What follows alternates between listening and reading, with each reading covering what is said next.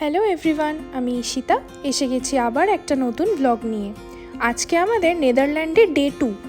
কালকে আমরা রাতে হোটেলে ফিরে খেয়ে দিয়ে ঘুমিয়ে পড়েছি, আর আজকে সকাল এখন 7টা বাজে আর আমরা এখনই বেরিয়ে পড়েছি আমাদের সেকেন্ড ডে ট্রিপের জন্য।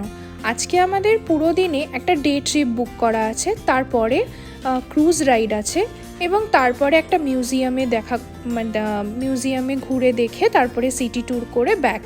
তো আজকে পুরো দিনে অনেক বড় প্ল্যানস। তো এখন আমরা মেট্রো ধরে নিয়েছি আমাদের স্প্যাকলার ওয়েগ থেকে। এই মেট্রোটা আমাদেরকে সেন্ট্রাল স্টেশন অবধি নিয়ে যাবে, আর সেই স্টেশনে আমাদের জন্য একটি বাস অপেক্ষা করবে, যেখানে ওই 50 জন মতন আরও আমাদের সাথে ওই ডে ট্রিপটিতে যাবে। তো আমরা তো সকালে কিছু খেয়ে বেরোইনি, কারণ আমাদের হোটেলে এখানে ব্রেকফাস্ট ইনক্লুডেড ছিল না। তো আমরা সেন্ট্রাল স্টেশনে নেবে কিছু টুকটাক খাবার কালেক্ট করে তারপরে বাসে উঠে পড়বো। তো এইটা হলো সেন্ট্রাল স্টেশন। এখানটা ভীষণ সুন্দর দেখতে। কালকে তো পুরো ঘুরে দেখা হয়নি এই দিকটাতে, আমরা তো ডাইরেক্ট কিউকেনহফ থেকে হোটেল চলে গেছিলাম। তাই আজকে এখানটাতে এসে একটুখানি ঘুরে দেখে আমরা খাবার নিয়ে এবারে আমাদের বাস স্টপের দিকে এগোচ্ছি।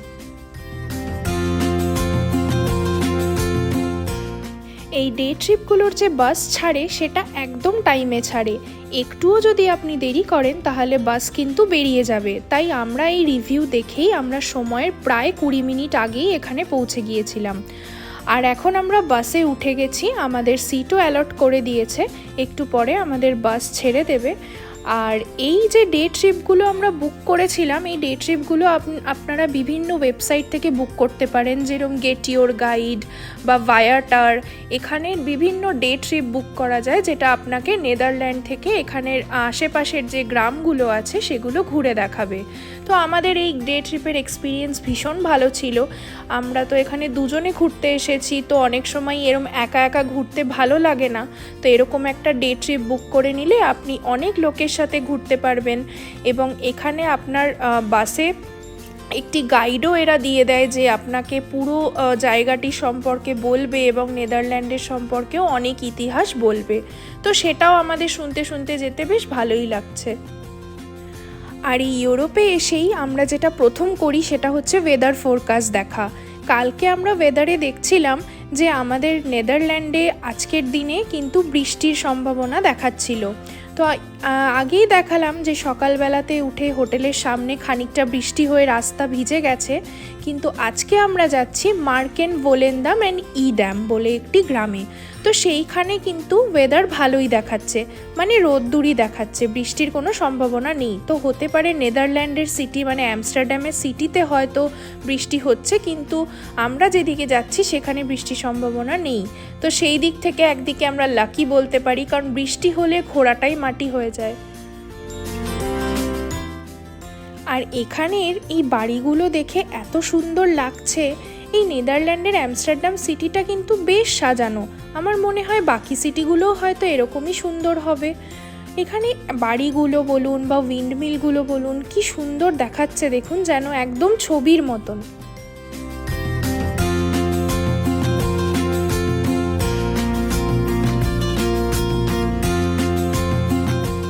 আমাদের আজকে প্রথম স্টপ হচ্ছে জানসে শান্স বলে একটি জায়গা, যেটা একটি ছোট্ট গ্রাম। আমরা নেমে গেছি সেই জায়গায়। তো এই জায়গাটা হচ্ছে বেসিক্যালি, এখানে উইন্ডমিল আছে খুব সুন্দর সুন্দর, এবং এখানে দৃশ্য খুবই সুন্দর। তো এখানে আমাদেরকে বাস থেকে নামিয়ে ওই 1 ঘন্টা মতো টাইম দিয়েছে যে পুরোটা ঘুরে দেখে ছবি তুলে আবার ফেরত চলে আসতে। আর আমাদেরকে বলে দিয়েছে এই টাইমের মধ্যেই কিন্তু ফেরত আসতে হবে, নাহলে কিন্তু বাস ছেড়ে দেবে। আর যেহেতু আমরা একসাথে প্রায় 50 জন মতন এসেছি, তাই এখানে টাইম অ্যালট করে দেওয়াটা ভীষণ দরকার, কারণ না হলে সবাই সময় না এলে কি জায়গাগুলো কিন্তু ঘুরতে অনেকটাই দেরি হয়ে যাবে। এই ডে ট্রিপে আমাদের যেটা ইনক্লুডেড থাকে সেটা হলো আমাদের একটি নির্দিষ্ট জায়গা থেকে বাসে করে পিক আপ করবে। সারা দিন আমাদের সাথে একটি গাইড থাকবেন এবং তিনি আমাদেরকে পুরো জায়গার ইতিহাস এবং সেই জায়গার ব্যাপারে সব কিছু জানাবেন, এবং আমাদেরকে পুরো দিনের শেষে আবার বাসে করে ফেরত এনে সেই জায়গাতে ড্রপ করে দেবেন। তো এই সার্ভিসটা আমার বেশ ভালোই লেগেছে। এই ট্রিপে যেটি ইনক্লুডেড থাকে না সেটা হলো খাবার। মানে আপনাকে এখানে খাবারটা কিন্তু ক্যারি করতে হবে অথবা আপনাকে বাইরে থেকে কোথাও কিনে খেতে হবে, তবে এরা সেই খাওয়ার সময়টুকু আপনাকে দেবে। আমাদের এই পুরো ডে ট্রিপটা মিলিয়ে দুজনের 10,000 টাকার কাছাকাছি পড়েছে। আসলে আপনি যদি এখানে প্রাইভেট গাড়ি করে ঘুরতে চান তাহলে কিন্তু তার অনেকটাই ভাড়া পড়ে যায়, কারণ এখানে ট্রান্সপোর্ট কস্ট কিন্তু অনেকটাই। আর আপনি যদি পাবলিক ট্রান্সপোর্ট করে আসতে চান তাহলে আপনাকে অনেকটা ঘুরে ঘুরে আসতে হবে।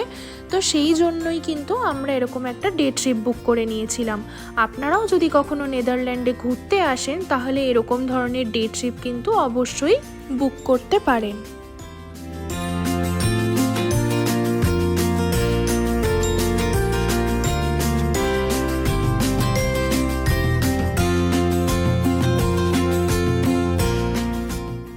এই জায়গাটাতে প্রচণ্ড জোরে হাওয়া দিচ্ছিল, আর আজকের ওয়েদারটা এত ভালো, এখানে আকাশটা দেখুন কি সুন্দর লাগছে। চলুন এবার আমাদের বাসে ওঠার টাইম হয়ে গেছে, এবার আমাদের নেক্সট স্টপের দিকে এগোনোর সময়। আমরা এবার বাসে উঠে পড়েছি আর আমাদের নেক্সট স্টপের দিকে আমরা এখন এগোচ্ছি। আমাদের নেক্সট স্টপের নাম হলো ইড্যাম। এটাও কিন্তু একটি ছোট্ট গ্রাম। সকালে যেহেতু আমরা কিছু খেয়ে বেরোইনি তাই ভালোই খিদে পেয়ে গেছিল, তো আমরা যে খাবারটি নিয়ে উঠেছি সেটাই এখন বাসে যেতে যেতে খেয়ে নিচ্ছি।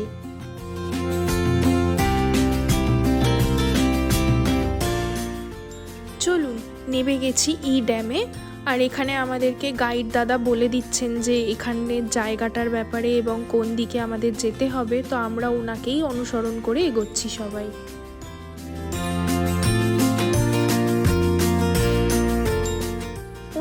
গ্রামের ব্যাপারে বলছেন এবং এখানে থাকা কিছু চার্চের ব্যাপারে ইতিহাস আমাদেরকে শোনাচ্ছেন। এই ড্যাম জায়গাটি কিন্তু চিজের জন্য ভীষণই বিখ্যাত। আমরা এরপরে চিজের ফ্যাক্টরিতেও যাব, সেখানেও আপনাদেরকে নিয়ে যাব। এই ছোট্ট গ্রামটি নাকি 15th সেঞ্চুরিতে তৈরি হয়েছিল এবং এখন এখানে প্রায় 7,000 মতন লোক থাকে। এই বাড়িগুলোর দিকে যেন তাকিয়ে থাকতে ইচ্ছে করে, এতটাই সুন্দর সাজানো গোছানো যে চোখ একদম জুড়িয়ে যাচ্ছে। এই ইউরোপের দেশগুলোতে যেটা লক্ষ্য করলাম, এখানে সাধারণ মানুষ সব থেকে বেশি যে যানবাহনটি ইউজ করে সেটা হলো বাইসাইকেল। এরা বাইসাইকেল নিয়েই কিন্তু নিজেদের দৈনন্দিন কাজে বেরোয় এবং এই সাইকেল চালানোর জন্য নির্দিষ্ট একটি রাস্তা করা আছে, আর সেখান দিয়ে সাধারণ মানুষ কিন্তু হাঁটা চলা করে না বললেই চলে। আর আপনি যদি ভুল করে সেই রাস্তা দিয়ে হাঁটেন এবং যদি কোনো সাইকেল এসে যায় তারা কিন্তু খুবই বিরক্ত হয়, কারণ এখানে সাইকেলকেই প্রাধান্য বেশি দেয়া হয়। এখানের প্রাকৃতিক দৃশ্য এতটাই সুন্দর, যেদিকেই তাকাচ্ছি যেন মনে হচ্ছে আমাদের সেই কম্পিউটার অথবা ফোনের ওয়ালপেপার দেখছি। হয়ে গেছে জায়গাটি আমাদের ঘোরা, এবার আমরা বাসে ফেরত যাব এবং সেখান থেকে আমরা যাব আমাদের পরবর্তী স্টপে। আজকে বাইরে এতটাই সুন্দর রোদ ঝলমল করছে যে আমি ক্যামেরাটা অফই করতে পারছি না, মনে হচ্ছে শুধু আকাশ আর এই সবুজের ছবি তুলেই যাই। এবারে আমরা যাব চিজ ফ্যাক্টরির ভেতর।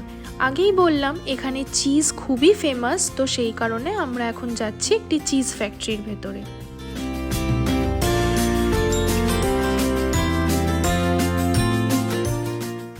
এসে গেছি আমরা এই চিজ ফ্যাক্টরিটার সামনে, তো আমরা এখন ঢুকছি চিজ ফ্যাক্টরির ভেতরে। এখানে আমাদেরকে একজন দেখাবেন যে কিভাবে এখানে চিজ তৈরি হয় এবং এখানে কত ধরনের চিজ পাওয়া যায় এবং সেগুলো আমাদেরকে টেস্টও করে দেখাবেন। তো প্রথমে ইনি আমাদেরকে বসতে বলছেন এবং এখানে উনি বিভিন্ন ধরনের চিজ দেখাবেন। এই যে পেছনে হলুদ হলুদ যে গোল গোল জিনিসগুলো দেখছেন, এগুলো কিন্তু সবটাই চিজ, ওগুলোকে এরা র্যাপ করে রেখে দিয়েছে। আর এখানে এই হল্যান্ডের নাকি খুব বিখ্যাত হচ্ছে কাঠের জুতো, তো এই কাঠের জুতো কিভাবে তৈরি হয় সেটাও এরা আমাদেরকে করে দেখাচ্ছে। আর এখানে কিছু সুভিনিয়ার পাওয়া যাচ্ছে যেটা আপনি এখান থেকে নিয়ে যেতে পারেন। আর সব থেকে যেটা ভালো লাগলো, যে লোকটি আমাদেরকে চিজের সম্বন্ধে বলছিলেন উনি আবার বাংলাও জানেন, উনি আমাদেরকে সুপ্রভাত বললেন। আর আমাদের এই কাঠের জুতো সুভিনিয়ারটা খুবই ভালো লেগেছে। আর এখানে ওরা সেই কাঠের জুতোর ওপরে আমাদের নাম খোদাই করে দিচ্ছেন।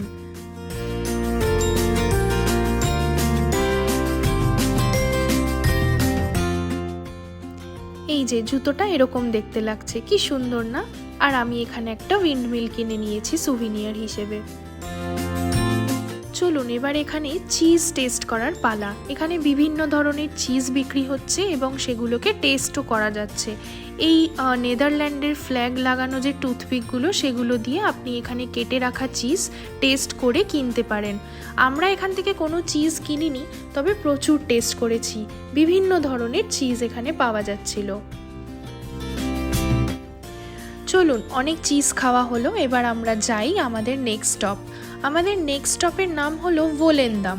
এখানে ভোলেন্দামও একটি ছোট্ট গ্রাম এবং সেখানে আমাদেরকে গাইড ঘুরে দেখাবেন এই জায়গাটি এবং এই জায়গাটার ব্যাপারে আমাদেরকে বুঝিয়ে বলবেন।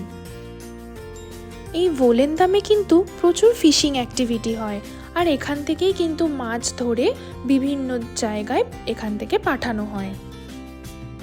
এই জায়গাটা দেখুন, কি সুন্দর লাগছে না? আর ঠিক তার উল্টো দিকে রাস্তার ধারে বসেছে বিভিন্ন ধরনের দোকান। এখানে প্রচুর শপিং করার দোকান আছে, সুভিনিয়ার কেনার দোকান আছে। এখানে আপনি জামা কাপড়ের দোকান পাবেন, ব্যাগের দোকান পাবেন এবং বিভিন্ন খাওয়ার দোকানও কিন্তু পেয়ে যাবেন। এখানে প্রত্যেক কিছু সুভিনিয়ার দেখে নিচ্ছিল। আমার আবার ফ্রিজ ম্যাগনেট জমানোর ভীষণ শখ, তো তাই আমরা এখান থেকে কিছু ফ্রিজ ম্যাগনেট দেখছিলাম। হাঁটতে হাঁটতে এই জলের ধারটাতে এসে এত সুন্দর লাগছে। এখানে প্রচণ্ড ঠান্ডা হাওয়া বইছিল। একটুখানি দাঁড়িয়ে ছবি তুলেই যাব খাওয়ার দিকটাতে।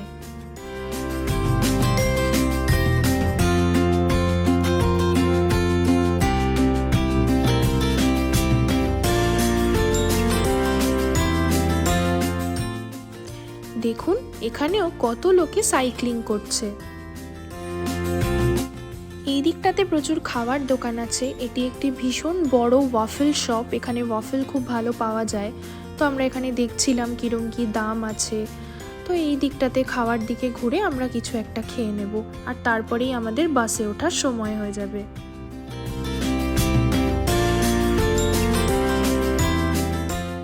আমরা এখানে ভারী কিছু আর খেলাম না, ওই একটু আইসক্রিম আর ওয়াফেল খেয়েই এবার আমরা বাসে উঠবো। উঠে গেছি আমরা বাসে, আর এবার আমাদের ফেরার পালা। এখন ঘড়িতে বাজে ওই বিকেল 5টা মতো। এখান থেকে আমাদের আমস্টারডাম সেন্ট্রাল স্টেশন অবধি পৌঁছতে লাগবে ওই 1.5 ঘন্টা মতো। কিন্তু আমরা এক্ষুনি হোটেলে ফিরবো না, কারণ এখন আমরা যাব ক্রুজ রাইডে। মানে আমাদের যেখানে নামাবে সেখানেই আমাদের ক্রুজও বুক করা আছে। এই ক্রুজে করেই আমাদেরকে পুরো আমস্টারডাম শহরটাই প্রায় ঘুরে দেখাবে।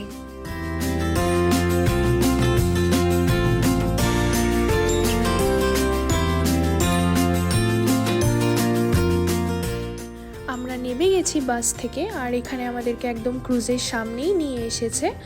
তো আমরা এখন এই ক্রুজে উঠব। আমাদের এই ডে ট্রিপটার সাথে ক্রুজ রাইডটাও ইনক্লুডেড ছিল, তাই ওই 10,000 টাকার মধ্যেই আমাদের টিকিটটা অলরেডি ইনক্লুডেড। এখানে এই ক্রুজ রাইডটাকে বলা হয় ক্যানেল ক্রুজ। আর এই যে নদীটা দেখছেন, এটাকে বলা হয় অ্যামস্টেল নদী, এবং এইটা আমস্টারডামের প্রায় পুরো সিটিটাকেই কভার করেছে। সেই কারণে এই ক্রুজ রাইডটা করতে করতেই আমাদেরকে গাইড, মানে যিনি ক্রুজে গাইড ছিলেন, তিনি আমাদেরকে সব ঘুরে ঘুরে দেখাচ্ছিলেন এবং তার ইতিহাসটা বলছিলেন।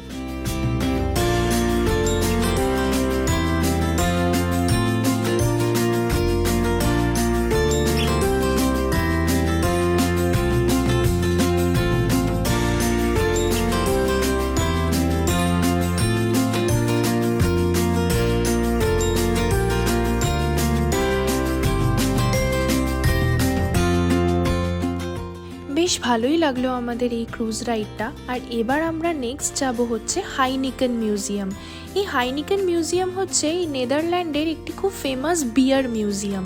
মানে হাইনিকেন বিয়ার যে ব্র্যান্ডটি আছে সেটি এখানকারই। তো আমরা এখন সেই মিউজিয়ামে যাব। ওখানে ঘোরার পরে তারপরে আমরা সিটি ট্যুরও করব। মানে যে জায়গাগুলো আমরা এই ক্যানেল ক্রুজে দেখলাম সেগুলোই কিন্তু আমরা পায়ে হেঁটে ঘুরবো।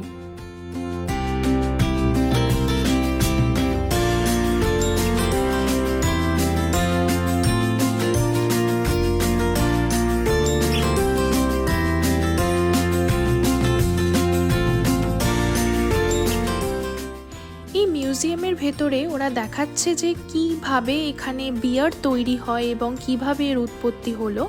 তো আমরা এই মিউজিয়ামে খানিকটা ঘুরে এবং তার হিস্ট্রি পড়ে আমরা এখান থেকে বেরিয়ে যাব।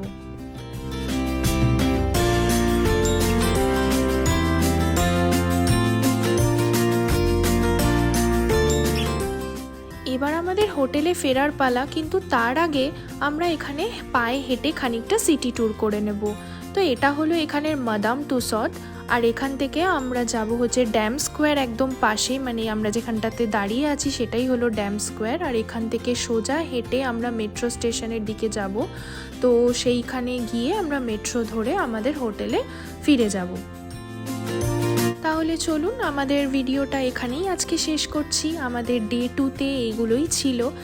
আপনাদের যদি ভিডিওটি ভালো লেগে থাকে তাহলে অবশ্যই লাইক, শেয়ার এবং সাবস্ক্রাইব করবেন আমাদের চ্যানেলটি। আর যদি ফেসবুক থেকে দেখে থাকেন তাহলে চ্যানেলটিকে ফলো করে আমাদেরকে সাপোর্ট করবেন। আবার দেখা হচ্ছে পরের একটি ভ্লগে।